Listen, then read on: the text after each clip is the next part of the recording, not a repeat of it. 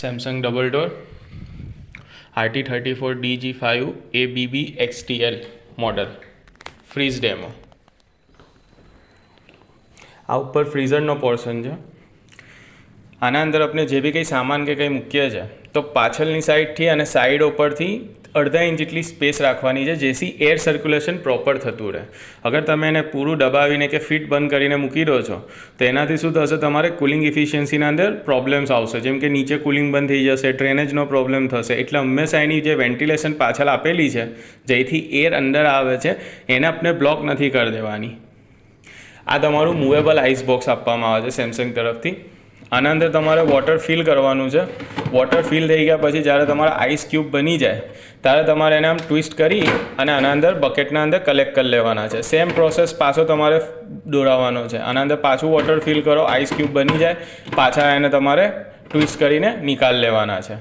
અને અગર તમે આની યુઝ નથી કરતા ને અગર તમારે વધારે સ્પેસ જોઈએ છે ફ્રીઝર કમ્પાર્ટમેન્ટમાં તો આને તમે રિમૂવ કરી શકો છો.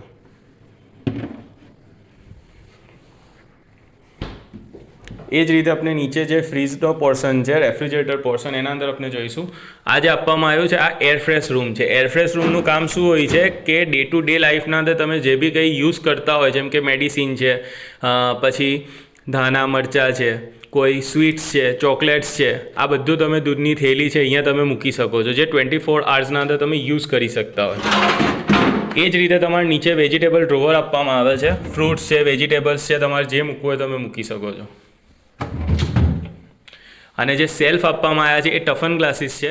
ટફન ગ્લાસીસને બહુ ધ્યાનથી એના અંદર સામાન મૂકવાનો છે. ધ્યાન શું રાખવાનું છે કે કોઈ ગરમ વસ્તુ એના ઉપર ના ટચ થવી જોઈએ. અને બીજી વસ્તુ કે ટફન ગ્લાસીસના ઉપર તમારે કોઈ મેટ વગેરે નથી નાખવાની પ્લાસ્ટિકની. અગર મૂકવી છે તો એના ઉપર તમારે પેલી જાલીવાળી મેટ આવે જેમાં તમારું એર ટ્રાન્સફર થઈ શકે છે, એ ટાઈપની મેટ તમે મૂકી શકો છો. બાકી પેલી પ્લેન મેટ નથી મૂકવાની. આ ખાસ ધ્યાન રાખવાનું છે. ફ્રીઝર કન્વર્ટર અને ફ્રીઝ 3 ઓપ્શન આવે છે પેનલના અંદર. પહેલું છે ફ્રીઝર. ફ્રીઝરનું ટેમ્પરેચર ઓલવેઝ તમારે -19ના અંદર શો થશે અને ફ્રીઝનું ટેમ્પરેચર તમારે 2 ડિગ્રી સેલ્સિયસના અંદર શો થશે. -19 અને 2 ડિગ્રી તમારું ઓપ્ટિમલ ટેમ્પરેચર હોય છે, એટલે કે આપણે નોર્મલ ટેમ્પરેચર હોય છે, જેને તમે ઓલ સિઝનના અંદર યુઝ કરી શકો છો. ફ્રીઝર એટલે કે તમારો અપર સાઈડનો ભાગ જે આગળ તમારે ફ્રોઝન થઈ શકશે, અને ફ્રીઝ એટલે કે તમારો નીચેનો ભાગ જે આગળ ખાલી તમે ચીલ કરી શકશો, ઠંડુ કરી શકશો. જેમ તમે આ ફ્રીઝના બટનને પ્રેસ કરશો ને એટલે ટેમ્પરેચર અપ જશે. -23 જે આપેલું છે ને એ હાઈએસ્ટ ટેમ્પરેચર છે અને -15 જે આપેલું છે એકદમ લોવેસ્ટ ટેમ્પરેચર છે. અગર લો ટેમ્પરેચર મૂકવું છે ફ્રીઝર માટે તો -15 છે, હાઈ ટેમ્પરેચર મૂકવું છે તો -23 છે, અને મીડિયમ તમારે રાખવું છે તો -19 છે. એ જ રીતે તમારે ફ્રીઝના અંદર ઓપ્શન આપવામાં આવે છે. 2 થી 1ના ઉપર જશો કુલિંગ ઇન્ક્રીઝ થશે, એટલે કે નીચેના ભાગના અંદર ઠંડક વધી જશે, અને 7ના ઉપર જશો તો ઠંડક એકદમ ઓછી થઈ જશે, અને મીડિયમ કરી દેવું હોય તો 3 યા તો 2ના ઉપર તમે મૂકી શકો છો. એ જ રીતે તમે જ્યારે 1ના ઉપર જશો ને એટલે આવી રીતનો અમ્બ્રેલા ટાઈપનો એક સિમ્બોલ જોવા મળે છે. આને આપણે કહીએ છીએ વેકેશન મોડ. વેકેશન મોડનું કામ શું હોય છે કે 1 કે 2 દિવસ માટે તમે ઘર બંધ કરીને બહાર જાઓ છો તો અહીંયા એટલી જ કુલિંગ પ્રોવાઈડ કરશે જેટલો તમે અંદર સામાન મૂકીને ગયા છો. મતલબ ફૂલ ફોર્સથી એ વર્ક નહીં કરતું, એનર્જી કન્ઝપ્શન ઓછું કરી નાખે છે.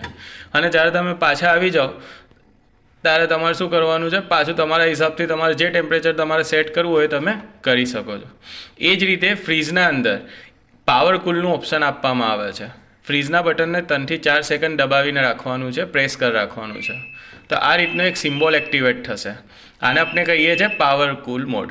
પાવર કૂલ મોડનું કામ શું હોય છે, 33% કુલિંગ એફિશિયન્સી ઇન્ક્રીઝ કરી દેવાનું, જે બી ટેમ્પરેચર રનિંગમાં હશે એના અંદર. આ ક્યારે યુઝ થાય છે, જ્યારે તમારા ઘરે કોઈ મહેમાન કે કોઈ ગેસ્ટ કે કંઈ આવ્યું હોય અને તમારે વધારે કુલિંગ ફાસ્ટ કરી દેવું છે તો તમે આની યુઝ કરી શકો. તમે અગર લો ટેમ્પરેચરમાં કરશો તો 33% ઇન્ક્રીઝ કરશે, હાઈ ટેમ્પરેચરમાં કરશો તો 33% ઇન્ક્રીઝ કરશે, અને મીડિયમમાં કરશો તો બી 33% ઇન્ક્રીઝ કરશે.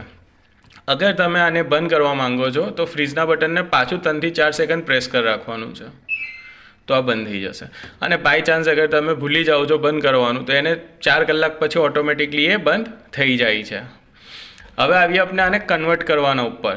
સેમ પોર્શન આપણે કન્વર્ટ કરી દેવું છે. ઉપર બરફ નથી જમાવો, ખાલી ઠંડુ જ કરું, જેમ નીચે ઠંડુ થાય એ જ રીતે આપણે ઉપર બી ઠંડુ કરી દેવું છે. તો વચ્ચેના બટનને, ફ્રીઝર કન્વર્ટના બટનને 3 સેકન્ડ હોલ્ડ કરી રાખવાનું છે. તો આ કન્વર્ટ થઈ ગયું, માઇનસના અંદર શો કરતું ટેમ્પરેચર બંધ થઈ જશે, એટલે કે કન્વર્ટ થઈ ગયો. કન્વર્ટ કર્યા પછી આપણે એને અડધો કલાકનો ટાઈમ આપવાનો છે, હાફ અવર જેટલો. હાફ અવરના અંદર શું છે કે એને કન્વર્ટ થતાં ટાઈમ લાગે છે, તૈયારીમાં કન્વર્ટ નથી થતું, એટલે હાફ અવર પછી તમારે જે બી કંઈ ઉપર સામાન મૂકવો હોય તમે મૂકી શકો છો. હવે એ જ રીતે તમારે આને ઉપર ફ્રીઝરને બંધ કરી દેવું છે, ખાલી એટલું નીચેનું જ પોર્શન યુઝ કરવું છે, તો પાછું ફ્રીઝર કન્વર્ટરને 3 થી 4 સેકન્ડ પ્રેસ કરી રાખવાનું છે, તો આ ઓફ પર આવી જશે. ઓફ એટલે કે ઉપરનો ભાગ બંધ થઈ ગયો, ખાલી નીચેનો ભાગ ચાલશે એઝ અ રેફ્રિજરેટર. અને પાછું તમારે એને નોર્મલ કરી દેવું છે પહેલાં જેમ, તો એ જ બટન ફરીથી પ્રેસ કરી રાખવાનું 3 થી 4 સેકન્ડ, તો પાછું પહેલાં જેમ ઉપર ફ્રીઝર થઈ જશે અને નીચે ફ્રીઝ થઈ જશે.